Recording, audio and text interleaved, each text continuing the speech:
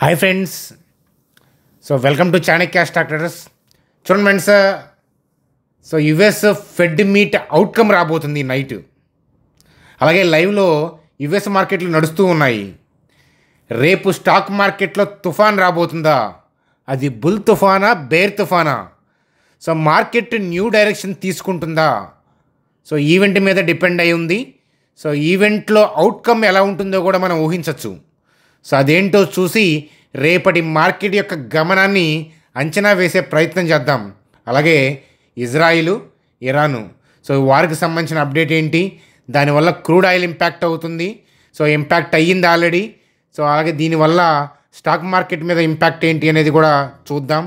అలాగే ఇలాంటి పరిస్థితులు ఉన్నప్పుడు ఫెడ్ అవుట్కమ్ అనేది ఎలా ఉంటుంది, ఫెడ్ మీట్ అవుట్కమ్ ఎలా ఉంటుంది అనేది మనం అంచనా వేద్దాం. డిమార్ట్కి సంబంధించిన న్యూస్ అప్డేటు, ఇండస్ఇండ్ బ్యాంక్కి సంబంధించిన రేటింగ్ అప్డేట్ చూద్దాం. అలాగే జైడస్ వెల్నెస్ దీనికి సంబంధించిన ఇన్ఫర్మేషన్, అలాగే జియోఫిన్ ఎస్బీఐకి సంబంధించిన టైఅప్ అప్డేట్ ఏంటి, అలాగే సుబ్రోస్లో రీసెంట్గా ర్యాలీ వచ్చింది, ఆ స్టాక్ యొక్క డేటాని స్టడీ చేద్దాం. ఓవరాల్గా నిఫ్టీ, బ్యాంక్ నిఫ్టీ యొక్క కథాగమనంతో వీడియోని సింపుల్గా ఎత్తేద్దాం. చూడండి ఫ్రెండ్స్, వీడియోలోకి వెళ్ళే ముందు మన ఛానల్ వీడియోని లైక్ చేయడం అనేది మన జన్మ హక్కు, కాబట్టి వీడియోని లైక్ చేద్దాం. కొత్తగా వాచ్ చేసే వాళ్ళని మన ఛానల్ సబ్స్క్రైబ్ చేయమని చెప్తాను, ఎందుకంటే మీకు ఉపయోగపడుతుంది. అనాలిసిస్ అనేది మీకు నచ్చుతుంది స్లోగా. చూడండి ఫ్రెండ్స్, స్క్రీన్ మీద నాస్డాక్ చార్ట్ చూస్తున్నాము. మనకి 0.58%తో పాజిటివ్గా ఉంది. ఫెడ్ మీట్ అవుట్కమ్ ఎలా ఉండొచ్చు అని అంటే, రేట్ హైక్ ఉండదు, రేట్ కట్టు ఉండదు. ఇప్పుడున్న పరిస్థితులకి ఏంటంటే వాళ్ళు హోల్డ్ చేస్తారు డెసిషన్ని అని అనుకుంటున్నాను. అంటే రేట్ హైక్ కానీ కట్ కానీ ఉండదు. కానీ ఫెడ్ తాత అంటే పావెల్ తాత గారు ఏమని కామెంట్ చేస్తారు, డోవిష్ కామెంట్స్ చేస్తారా, హాకిష్ కామెంట్స్ చేస్తారా, దాన్ని బేస్ చేసుకొని మార్కెట్ అనేది డైరెక్షన్ అనేది డిసైడ్ అవబోతుంది. హాకిష్ కామెంట్స్ చేస్తే ఏంటంటే ఫర్దర్గా డౌన్ సైడ్ వెళ్ళే అవకాశాలు ఉన్నాయి. డోవిష్ కామెంట్స్ చేస్తే కనుక ర్యాలీ అయ్యే అవకాశాలు ఉన్నాయి. అలాగే ఇప్పుడు ఇరాను, ఇజ్రాయిల్ అప్డేటు, అలాగే యుఎస్ కూడా ఇన్వాల్వ్ అవుతుందని అంటున్నారు. ఆ వార్లో ఇరాన్ మీదకి యుఎస్ వాళ్ళు కూడా అటాక్ చేస్తారని అంటున్నారు. ఈ అప్డేట్తో క్రూడ్ ఆయిల్లో రీసెంట్ మంత్స్లో లేనట్లుగా ర్యాలీ వచ్చింది. రీసెంట్ మంత్స్ హై అనేది టచ్ చేసింది క్రూడ్ ఆయిల్, మనం చూసాం కదా. ఇవన్నీ కూడా ఏంటంటే ఇన్ఫ్లేషన్ డేటాని ఎఫెక్ట్ చేస్తాయి. కాబట్టి ఫోర్కాస్ట్ని బేస్ చేసుకొని డెసిషన్ తీసుకుంటారా, లేకపోతే ఏంటంటే రీసెంట్ డేటాని బేస్ చేసుకొని ఫెడ్ మీట్ వాళ్ళు అవుట్కమ్ ఇస్తారా అనేది మనం వేచి చూడాలి. వాళ్ళు ఏంటంటే రేట్ కట్ కానీ హైక్ కానీ ఉండదని మార్కెట్ ఆల్రెడీ ఎస్టిమేట్ చేస్తుంది. కానీ వాళ్ళు ఏదైనా కామెంట్స్ పాయింట్ ఆఫ్ వ్యూలో ఏదైనా హాకిష్ కామెంట్స్ ఏదైనా చేసినా, అలాంటి థింగ్స్ గురించి ఏదైనా కామెంట్స్, నెగిటివ్ కామెంటరీ ఉంటే మార్కెట్లో డైరెక్షన్ ఏదైనా చేంజ్ అవ్వచ్చు. కానీ ఆ కామెంట్స్ అయిన తర్వాత ఇమీడియట్గా వచ్చే అప్ డౌన్ కాకుండా కాస్త ఆగితే, ఒక 1 to 2 hours ఆగితే యుఎస్లో అయినా సరే మార్కెట్ డైరెక్షన్ తెలుస్తుంది. అలాగే యుఎస్ మార్కెట్లో డైరెక్షన్ తేడా ఉంటే రేపు మన మార్కెట్లో ఇనీషియల్ మూమెంట్స్లోనే ఒక 15 minutes 20 minutes అబ్జర్వ్ చేసి మన మార్కెట్లో కూడా డైరెక్షన్లో తేడా ఉందా లేదా అనేది చూసి అప్పుడు మనం డెసిషన్ తీసుకోవాలి అని చెప్పి చెప్తాను. ఒక్కసారి నిఫ్టీ చార్ట్లోకి వెళ్దాం పదండి. చూడండి స్క్రీన్ మీద నిఫ్టీ చార్ట్ చూస్తున్నాము. నిఫ్టీ గురించి చూసే ముందు వీడియోని లైక్ చేయడం మర్చిపోవద్దు. అలాగే కొత్త వాళ్ళు అయితే సబ్స్క్రైబ్ చేశారని ఆశిస్తున్నాను. చూడండి ఫ్రెండ్స్, మార్కెట్లో ట్రెండ్ అయితే పాజిటివ్గానే ఉంది. మధ్యలో గ్లోబల్ క్యూస్ వల్ల ఏదైనా డిప్స్ వచ్చినా మార్కెట్ ఏంటంటే మళ్ళీ రికవర్ అవుతుంది. చూడండి, కంటిన్యూగా 2 days రికవర్. అలాగే ఏంటంటే స్లైట్ ప్రాఫిట్ బుకింగ్. అలాగే ఏంటంటే ఇవాళ కూడా ఏంటంటే ఇనీషియల్గా మంచి మూమెంటంతో స్టార్ట్ అయినా హైయర్ లెవెల్లో సెల్లింగ్ అదేమీ నెగిటివ్గా ఇంపాక్ట్ ఏం చేయట్లేదు. డెసిషన్ కోసం వెయిట్ చేస్తున్నారు అనేది విషయం అర్థమవుతుంది. ఫెడ్ అవుట్కమ్లో ఏదైనా తేడా పడితే ఏంటంటే యుఎస్ మార్కెట్ న్యూ డైరెక్షన్ తీసుకునే అవకాశాలు ఉంటాయి. ప్రస్తుతానికైతే అప్ ట్రెండ్లోనే ఉంది. తేడా పడి యుఎస్ మార్కెట్లో న్యూ డైరెక్షన్ తీసుకున్నా కూడా మన క్యాండిల్లో కనుక, అంటే మన చార్ట్లో కనుక ఏదైనా తేడా రానంత వరకు మనం భయపడాల్సిన అవసరం లేదు. మన క్యాండిల్లో ఇప్పుడు ఉన్న అప్ ట్రెండ్ని బేస్ చేసుకొని కాకుండా ఏదైనా డౌన్కి వెళ్ళేలాగా మూమెంటం ఏదైనా కనిపిస్తే ఫెడ్ యొక్క న్యూస్ కూడా మ్యాచ్ అయితే నెగిటివ్గా ఈ రెండింటిని క్లబ్ చేసి డౌన్ ట్రెండ్కి దారి తీసే పరిస్థితులు ఏమైనా ఉన్నాయో చూసి అప్పుడు మనం ఆలోచించుకోవాలి. అన్లెస్ అంటిల్ ఏంటంటే మనం ఇప్పుడు నడుస్తున్న అప్ ట్రెండ్కి ఇబ్బంది అయితే ఏమీ ఉండదన్నమాట. కాకపోతే మనం ఎప్పుడూ చెప్తాం మ్యాక్రో డేటాకి అప్పుడు ఫెడ్ ఈవెంట్స్కి, ఆర్బీఐ ఈవెంట్స్కి, అలాగే కంట్రీ ఎలక్షన్ రిజల్ట్స్కి కానీ, ఇన్ఫ్లేషన్ డేటా కానీ, జీడిపి నెంబర్స్ కానీ ఇట్లాంటివి ఏంటంటే డైరెక్షన్ ఇంపాక్ట్ చేయగలవు మార్కెట్ డైరెక్షన్ని. చిన్న చిన్న థింగ్స్, చిన్న చిన్న న్యూస్ అప్డేట్లు, గుడ్ బ్యాడ్ న్యూస్లకి మార్కెట్ టెంపరీగా డౌన్ అవ్వచ్చు, అప్ అవ్వచ్చు, కానీ ఓవరాల్ డైరెక్షన్ మారదు. ఓవరాల్ డైరెక్షన్ని మార్చే సత్తా వేటుకుంటుందంటే ఈ ఫెడ్ మీట్ అవుట్కమ్కి, అలాగే ట్రంప్ చేసే కంప్కి, అలాగే ఆర్బీఐ మీట్కి, మన ఫినాన్స్ మినిస్టర్ ఏదన్నా సర్ప్రైజులు కానీ బూస్టింగ్ కానీ ఇస్తే అవి పాజిటివ్గాను, లేదా షాకింగ్ ఇస్తే నెగిటివ్గాను ఇట్లాంటివి. అట్లాగేంటంటే కంట్రీ ఎలక్షన్ రిజల్ట్స్ కానీ, ఇన్ఫ్లేషన్ డేటా, జీడిపి నెంబర్స్ ఇట్లాంటివి మ్యాక్రో డేటాని చేంజ్ చేయగలవు. కాబట్టి ఇట్లాంటివి ఉన్నప్పుడు ఏంటంటే చాలా అలర్ట్గా ఉండాలి అని చెప్పి చెప్తాను. కాబట్టి ఆ ఈవెంట్ని బేస్ చేసుకొని అక్కడైతే కనుక మార్కెట్ ఆల్రెడీ ఏంటంటే రేటు కట్ ఉండదు, హోల్డ్ చేస్తారనే పాయింట్ ఆఫ్ వ్యూలో మార్కెట్ ఆల్రెడీ స్పెక్యులేట్ చేసింది. ఇది కాకుండా ఏదైనా షాక్ ఉంటే తప్ప ఏదైనా కామెంట్స్లో ఉంటుంది, రేట్ హైక్ అయితే ఉండదు కదా, ఎందుకంటే ఇన్ఫ్లేషన్ డేటాలో తేడా పడినంత వరకు హైక్ వెళ్ళరు. కామెంట్స్లో ఏదన్నా అంటే భవిష్యత్తు గురించి వాళ్ళు చేసే కామెంట్ ఏదైనా ఆందోళనకరంగా చేస్తే ఏదన్నా అట్లాంటివి ఏదన్నా ఉంటే అప్పుడు డైరెక్షన్లో తేడా పడే అవకాశాలు ఉంటాయి. అవి కూడా క్యాండిల్లో మనకి డైరెక్షన్ తేడా పడినట్లు అబ్జర్వ్ చేసి మనం షార్ప్గా క్యాచ్ చేసే ప్రయత్నం చేయాలన్నమాట. కాబట్టి మనకైతే ఇబ్బంది లేదు కదా. యూఎస్ మార్కెట్లో ముందు క్లూ వస్తుంది, రేపు ఏషియన్ మార్కెట్స్ క్లూ వచ్చిన తర్వాత మీకు యాజ్ యూజువల్గా టెలిగ్రామ్ గ్రూప్లో నేను అప్డేట్ ఇస్తాను. చూడండి ఫ్రెండ్స్, మీరు ఇలా డిప్ అయిన మార్కెట్ థింగ్స్ అయినా మీరు ఎప్పుడైనా చూడండి. సో రీసెంట్ డేస్లో ఇక్కడ ఇండియా పాకిస్తాన్ సీజ్ ఫైర్ దగ్గర నుంచి మార్కెట్ డైరెక్షన్ అనేది అప్ అనే మాడుకున్నాం, పైకి వెళ్ళింది చూడండి. ఓవరాల్గా మధ్యలో రీట్రేస్మెంట్స్ ఆర్డర్లు ఎగ్జిక్యూట్ అవ్వక కానీ, టెంపరీ బ్యాడ్ న్యూస్ల వల్ల కానీ రీట్రేస్మెంట్స్ వస్తున్నాయి, కానీ మళ్ళీ ర్యాలీ అవుతుంది, రీట్రేస్మెంట్స్ వస్తుంది, ర్యాలీ అవుతుంది, రీట్రేస్మెంట్ వస్తుంది, ర్యాలీ వస్తుంది. అర్థమవుతుందా? ఫెడ్ మీట్ అవుట్కమ్లో ఏంటంటే ఏదన్నా హాకిష్ కామెంట్స్ అట్లాంటివి ఏమీ లేకుండా నార్మల్గా ఉంటే కనుక మనకి ఈ రీసెంట్ హైని దాటి మార్కెట్ ఏంటంటే 25K దాటి ఇంకా పైకి వెళ్ళే అవకాశాలు కనిపిస్తున్నాయి అన్నమాట. ఏదైనా డైరెక్షన్ తేడా పడిందా లేదా అనేది రేపు నేను టెలిగ్రామ్ గ్రూప్లో ఫస్ట్ 15 మినిట్స్లో మీకు చెప్తాను. అలాగే ఏదన్నా మనం ఏదన్నా ఇంపార్టెంట్గా ఏదైనా అనిపిస్తే కనుక మార్కెట్కి ముందే మీకు టెలిగ్రామ్ గ్రూప్లో బయట ద్వారా ఏంటంటే ఏషియన్ మార్కెట్స్ ఎట్లా ఉన్నాయి, ఫెడ్ అవుట్కమ్ ఏంటి, దానికి సంబంధించిన అనాలిసిస్ని వీడియో ద్వారా కానీ, ఒక బయట ద్వారా కానీ, లేకపోతే రేపు మార్నింగ్ మన సెకండరీ ఛానల్ మిరాకిల్లో రేపు మార్నింగ్ వీడియో చేసే ప్రయత్నం కానీ చేసి మీకు ఎక్స్ప్లెయిన్ చేయడం అనేది జరుగుతుంది. కాబట్టి కామెంట్స్ జాగ్రత్తగా అబ్జర్వ్ చేయండి. డెసిషన్ అయితే హోల్డే ఉండొచ్చు, కానీ హాకిష్ కామెంట్స్ ఏమన్నా చేస్తారేమో అది చూడాలి అని చెప్పి చెప్తాను. కాబట్టి టర్నింగ్ పాయింట్ ఫెడ్ తాత చేతిలో ఉంది. కాబట్టి సో ఇలాంటప్పుడు ఏంటంటే మనం వేచి చూడాల్సిన సమయం అని చెప్పి చెప్తాను. ఇలాంటి ఈవెంట్లు ఉన్నప్పుడు పుట్ ఆప్షన్ తీసుకుంటాను, కాల్ ఆప్షన్ తీసుకుంటాను అంటే కనుక మనీ పోతాయి, అకౌంట్స్ గొల్లగొల్ల అవుతాయి. కాబట్టి చాలా జాగ్రత్తగా ఉండాలి అని చెప్పి చెప్తాను, బిగినర్స్ ఎస్పెషల్లీ. చూడండి సార్, సుబ్రో స్టాకు.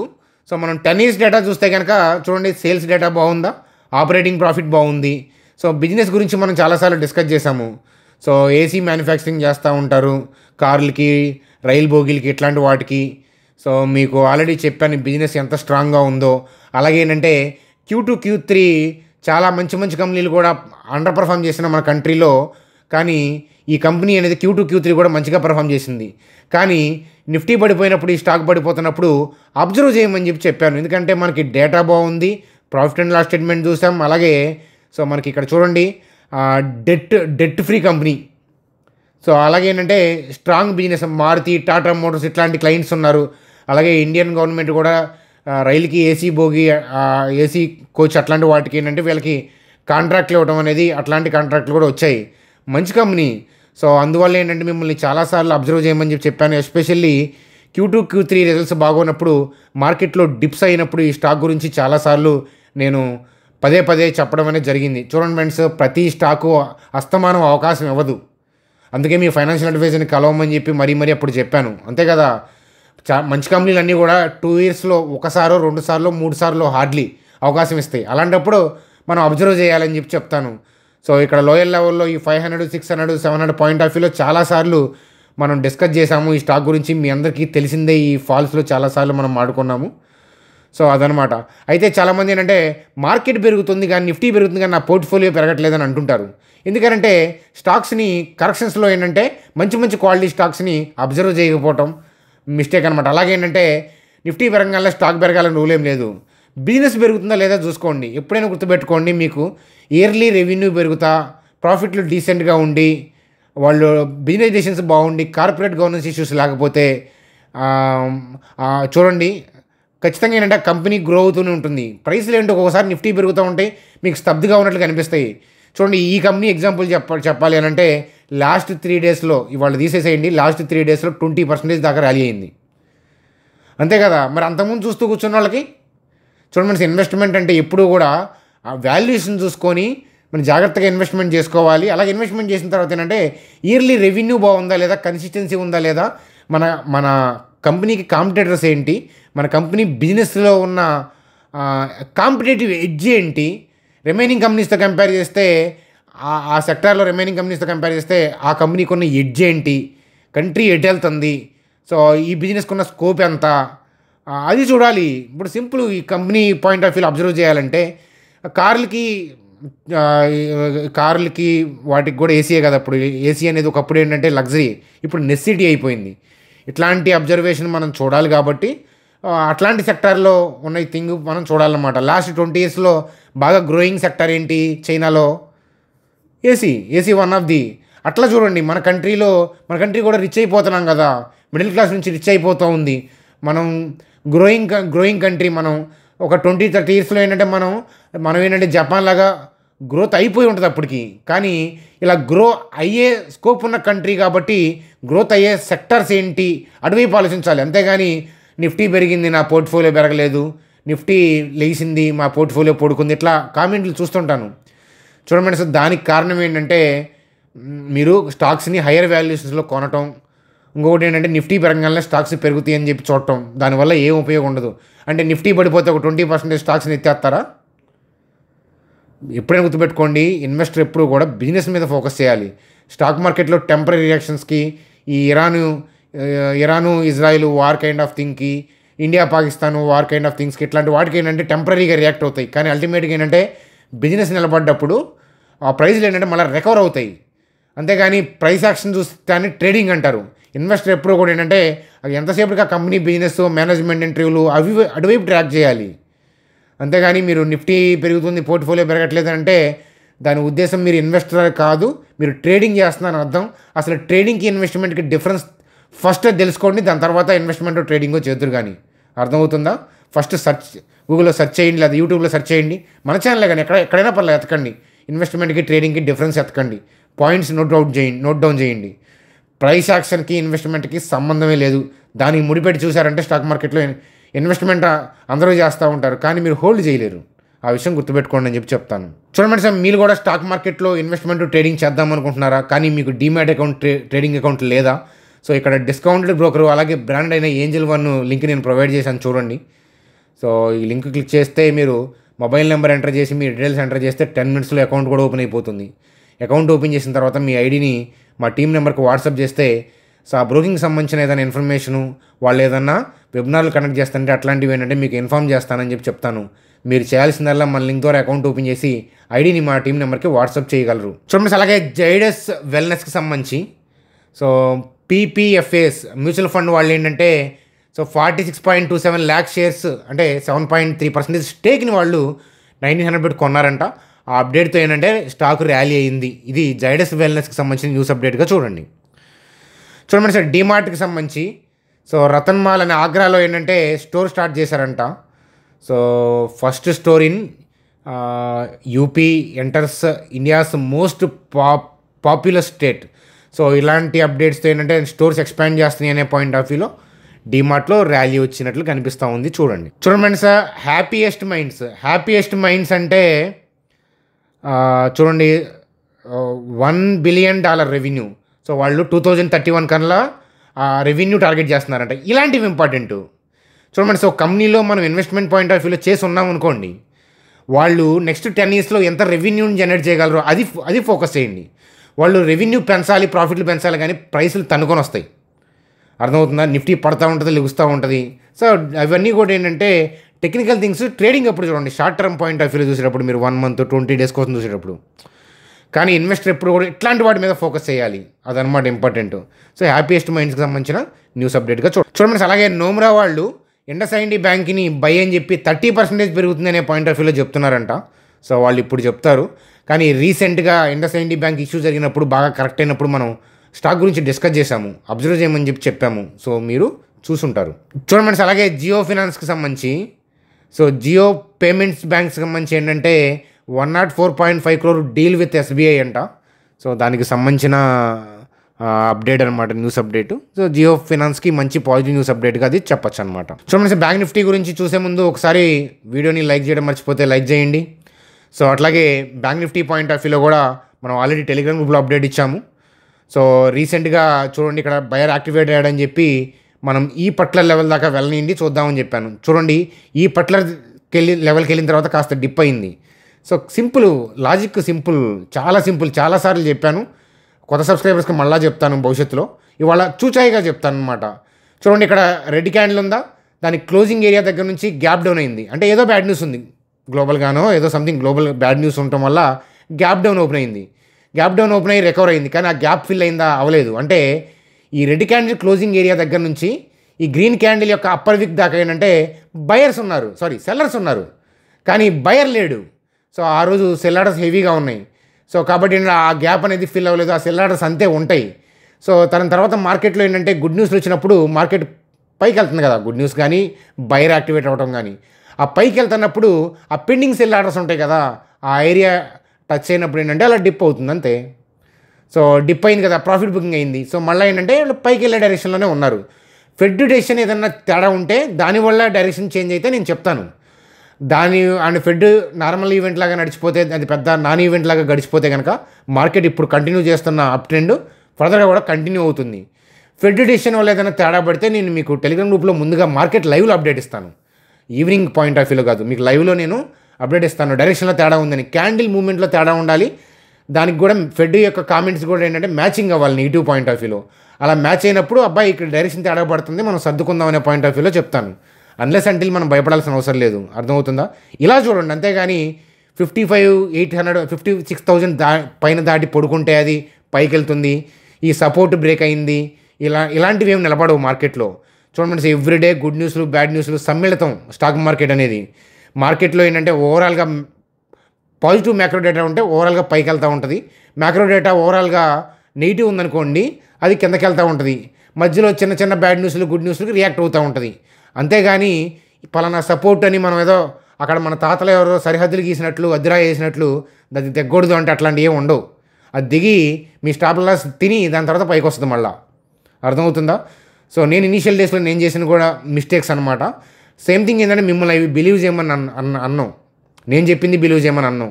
వెతకండి నిజంగా సపోర్ట్ డిస్టెన్స్ పని చేస్తున్నాయా లేదా స్టాప్ లాస్ హిట్ చేస్తున్నాయా. మనం సపోర్ట్ అనుకున్నాం కానీ మార్కెట్లో నెగిటివ్ న్యూస్ వచ్చినప్పుడు అదేమవుతుంది, అర్థమవుతుందా? సపోర్ట్ కింద స్టాప్ లాస్ మనం పెడతాము, దాని కిందకి వెళ్ళి మళ్ళీ మార్కెట్ ఎందుకు పైకి వస్తుంది, ఇట్లా రీసెర్చ్ చేయండి. చూడండి ఫ్రెండ్స్, మిమ్మల్ని సోషల్ మీడియా అంతా కూడా ఒక రూల్ బేస్డ్ మెథడ్ వైపు తీసుకెళ్లే ప్రయత్నం చేస్తారు. మూవింగ్ యావరేజ్ కానీ సపోర్ట్ రెసిస్టెన్స్ కానీ ఇట్లా. ఎందుకంటే బిగినింగ్ డేస్లో నేను కూడా ఆ క్యాండిల్స్టిక్సే నేను చెప్తున్న క్యాండిల్స్టిక్సే, అది కాదు ట్రయాంగిల్ బ్రేక్అవుట్లు అని హెడ్ అండ్ షోల్డర్ అని ఇట్లాంటి రూల్ బేస్డ్ పాయింట్ ఆఫ్ వ్యూలో నేను వెతికేవాడిని. కానీ స్టాక్ మార్కెట్కి రూల్స్ లేవు. నేనే కాదు, రాకేష్ జునోలా గారు కూడా చెప్పిన మాట అదే కదా. స్టాక్ మార్కెట్ అనేది ఏ రూల్ ఫాలో అవ్వదు. మీరు ఏదన్నా ఈ లాజిక్ పని చేస్తుంది అనుకుంటే అది సో ఇమీడియట్గా with in a few days few అవర్స్లో మీకు చెప్తుంది. అర్థమవుతుంది? అది డామ్ అని మీరు బ్రేక్అవుట్ రైట్ అనుకున్నారా, ఫాల్స్ అవుతాయి. ఫాల్స్ బ్రేక్అవుట్ అని చెప్పి మళ్ళీ లాజికల్ ట్రై చేశారా, అవి కూడా ఫాల్స్ అవుతాయి. చూడండి ఫ్రెండ్స్, అయినా బ్రేక్అవుట్ వచ్చిన తర్వాత మనం ఏం చేయాలి, అసలు బ్రేక్అవుట్ తెప్పిస్తుంది ఎవరు, ఆ దమ్మె ఎవడుకుంది, అలా ఆలోచించండి. ఈ లైన్ దాటిన తర్వాత బై చేద్దామని మీరు చూస్తున్నారా, మరి అది దాటిచ్చేది ఎవరు? అర్థమవుతుందా? దాన్ని దాటిచ్చే ప్రయత్నం ఎవరు చేస్తున్నారు? వాళ్ళతో పాటు ట్రావెల్ చేద్దామా, దాటిన తర్వాత వెయిట్ చేసే రీటైల్ పీపుల్ లాగా ఆలోచిద్దామా? చూడండి ఫ్రెండ్స్, ఫాలోవర్స్ లాగా వెళ్ళాలి అని అంటే మీకు మెథడ్స్ చాలా లాజిక్స్ ఉన్నాయి. సోషల్ మీడియా అంతా కూడా అవే ఉంటాయి. లీడర్ లాగా ఉండాలంటే మన సెన్స్, ఐస్, మ్యాక్రో డేటా ఎడిపోతుంది. సో మధ్యలో చిన్న చిన్న డిప్స్ వచ్చి ఉంటాయి. చూడండి, ఇలాంటి రెడ్లప్పుడు కూడా నేను ఎప్పుడైనా మీకు వీడియో చేసి మార్కెట్ డైరెక్షన్ కిందకి వెళ్ళింది అని చెప్పాను కాదు, ఇవి టెంపరీ అని చెప్పాను. టెంపరీయే ఇక్కడ, అప్పుడు కూడా టెంపరీయే. నిన్న మీకు వాట్సాప్లో ఇచ్చింది కూడా భయపడాల్సిన అవసరం లేదు, ఇవాళ తినలేదు. కానీ రేపు ఫెడ్ వల్ల నైట్ ఏదైనా తేడా ఉంటే డైరెక్షన్ చేంజ్ అయితే అప్పుడు మారుస్తాం. కానీ ఇండియా పాకిస్తాన్కి సంబంధించిన సీజ్ ఫైర్ దగ్గర నుంచి ఒక్క వీడియో అయినా సరే మార్కెట్ యొక్క బ్రాడ్ డైరెక్షన్ డౌన్ సైడ్ అని ఇప్పుడు నేను మాట్లాడలేదు. సేమ్ మీకు సిమిలర్గా సోషల్ మీడియా వెతకండి. 2 డేస్ పడిపోగానే నెగిటివ్గా మారిపోతూ ఉంటారు, 2 డేస్ పెరగగానే పాజిటివ్గా మారిపోతూ ఉంటారు. పెరిగితే కారణం చెప్తారు, పడిపోతే కారణం చెప్తారు. కానీ ట్రేడర్కి కావాల్సింది అది కాదు, మొమెంటం ఎటుపోతుంది, ఓవరాల్గా మార్కెట్ ఇంటెన్షన్ ఏంటి, ఓవరాల్గా ఇన్స్టిట్యూషన్స్ యాక్టివిటీ ఎటువైపు ఉంది, డేటా కాదు. క్యాండిల్స్ కన్నతల్లి లాంటివి. సో అబ్జర్వ్ చేయండి, మీ ట్రూత్ ఏంటో మీకే తెలుస్తుంది. సో అది ఫ్రెండ్స్ మనకి. సో ఈరోజు వీడియోలో చెప్పేవన్నీ కూడా నా వ్యక్తిగతమైన అభిప్రాయాలు. మీ ఫైనాన్షియల్ అడ్వైజర్ని కలిసి డెసిషన్ తీసుకోండి.